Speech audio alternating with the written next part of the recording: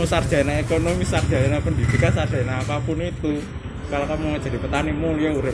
Oke, selamat sore teman-teman semuanya. Kembali lagi di kanal Sabda Desa. Kali ini kami bersama seorang kawan. Sampean enak disebut apa, Mas? Akademisi atau praktisi? Akademisi aja praktisi. Akademisi. Prakteknya. Oke. Seorang akademisi di bidang pertanian, dan kami akan berbincang tentang dunia pertanian tentunya. Seperti yang kita tahu, Mas, sekarang kan banyak anak-anak muda yang mulai tertarik dengan dunia pertanian, dan banyak sekarang kami sering dengar slogan semacam menanam adalah melawan dan lain sebagainya. Itu menurut panjenengan gimana? Sebenarnya kalau misalkan dari kaca akademisi antara melawan bertanam atau melawan itu adalah propaganda atau untuk gerakan-gerakan dari mahasiswa khususnya menyikapi dengan adanya beberapa alih fungsi lahan yang ada seperti itu, sehingga kan berarti kalau misalkan kita menanam itu berarti kita melawan beberapa orang yang ingin mengalihfungsikan lahan pertanian untuk sebuah bangunan, baik itu resort ataupun perumahan-perumahan yang ada. Jadi lebih ke kampanye sosial. Sebenarnya kampanye sosial, kan, tapi permasalahannya seperti ini. Ketika kita berkampanye sosial, kita ibaratnya oke lah kita meneriakan itu di kawasan-kawasan yang memang ada, kita melihat alih fungsi lahan terlalu dieksploitasi. Tapi apalah daya kita ketika kita berorasi ataupun kita menyeruakan hal seperti itu, tapi kita tidak melakukan proses penanaman. Kalau dari kultur-kultur seperti itu, Mas, apakah bisa ditarik kesimpulan bahwa sekarang banyak anak-anak muda yang mulai tertarik dengan dunia pertanian?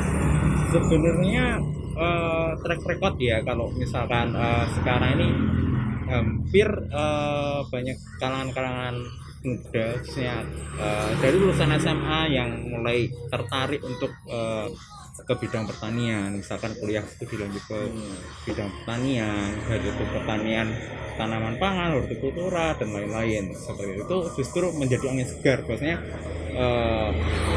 sesuai dengan yang pernah diucapkan oleh Presiden Republik kita RI nomor 1 tentunya, Pak Insinyur Soekarno, bahwasanya jantungnya kehidupan itu adalah dari pangan dan dari menjadi petani. Iya.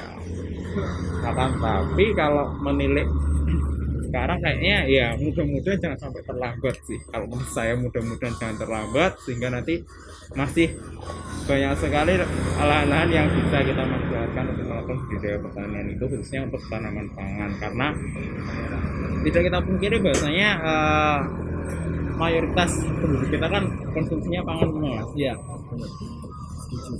Ya, ibaratnya 3 kali sehari lah itu udah dan seringnya. Menurut saya, kalau dari segi ini, Mas, menurut kami sekarang memang bagus gitu loh, ada kampanye sosial semacam menanam adalah melawan. Tetapi kami mengamati seringnya teman-teman di luar sana, anak-anak muda itu masih kurang terlalu teknis gitu. Anggapnya menanam adalah melawan, lalu ya wes aku menanam terus gitu. Tidak peduli atau entah tentang manajemen pertaniannya, tentang pengelolaannya dan lain sebagainya. Untuk teman-teman pemuda, Mas, di luar sana yang mungkin ingin belajar menjadi petani, yang perlu diketahui terlebih dahulu itu apa? Yang perlu diketahui ya itu adalah manajemennya untuk gimana kita harus tanam, apa yang harus kita tanam, dan apa yang dibutuhkan oleh tanaman tersebut. Ibaratkan tanaman itu adalah diri kita sendiri. Kapan kita harus mandi, kapan kita harus makan, kapan kita harus beroperasi, seperti itu. Jadi nggak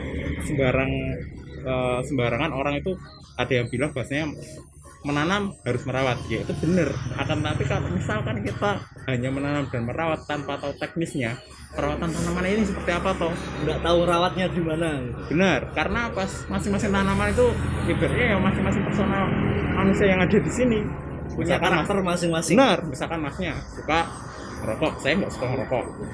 Saya sukanya minuman kopi tanpa gula, maksudnya minum kopi dengan gula. Bervariasi gitu terus. Sama halnya dengan tanaman. Ada yang sukanya menggunakan sistem yang di banyak airnya, ada yang enggak juga. Udahlah kita ambil satu contoh aja. Tanaman yang ibaratnya itu adalah salah satu sumber pangan yang ada di Indonesia, mayoritas ya mas, karena ada beberapa kawan-kawan kita yang di luar daerah kita itu mayoritas konsumsinya bukan itu ya. Ibaratnya kita adalah tanaman padi. Untuk jenis tanaman padi itu ada dua, yang tanaman padi suka air dan tanaman padi yang tidak suka air, atau yang sering kita sebut dengan padi bubu.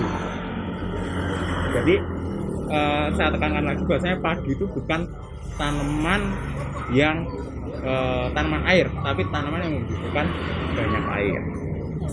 Membutuhkan banyak air. Nah, jadi di situ juga harus kita tahu manajemennya. Oh, ya jangan sampai salah perkiraan. Akan tapi karena memang Indonesia sekarang cuacanya itu tidak mendukung sekali. Jadi kita ya mau tidak mau kita harus ancang-ancang dari jauh-jauh hari. Misalkan untuk nanam padi itu waktunya kapan, temponya seperti apa. Jika penanaman di bulan apa, kira-kira nanti ketika dia butuh banyak air untuk mengeluarkan bulir padinya itu ada atau tidak, itu harus kita pertimbangkan. Ini kami mau cerita satu hal mas. Kami pernah ketemu seseorang, dia ceritanya mulai senang dengan dunia pertanian, dan kami tanyai waktu itu, kamu nanam apa?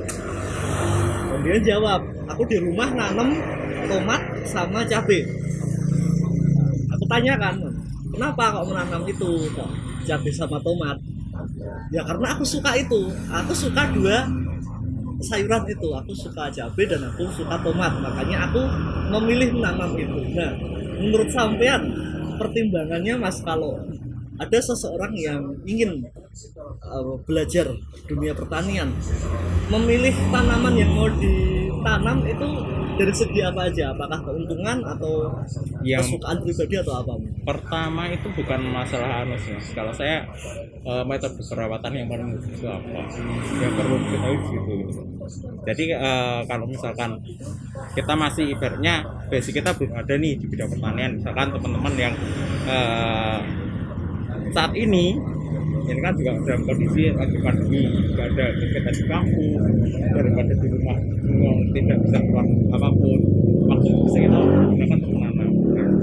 Caranya gimana? Misalkan, wah saya nggak ada basicnya nih mas untuk budidaya tanaman yang kayak di sawah dan lain-lain. Tenang, di YouTube tuh udah banyak, di kanal-kanal YouTube tentang dunia pertanian tuh banyak.